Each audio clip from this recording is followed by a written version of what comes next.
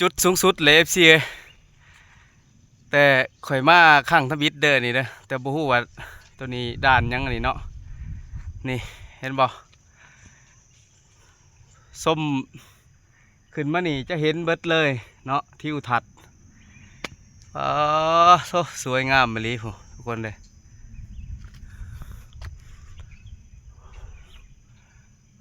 โอ้ว้าวนี่คือธรรมชาติที่ว่าสวยงามเนาะลำเซนวนเนาะทุกคนทางลุมสูงได้นี่เลยด่านที่ขึ้นมาเนี่ยใช่เบิ่งโอ้ด่านหินอ๋อโธ่คักหลายทิวทัศน์ธรรมชาติทางนี้คือสารวัตรเนาะ FC อ่าแล้วก็ทางนี้คือทาบางทองเนาะแต่ว่าเฮามายืนอยู่นี่อยู่ทางวิวมุมสูงๆนี่คืออ่า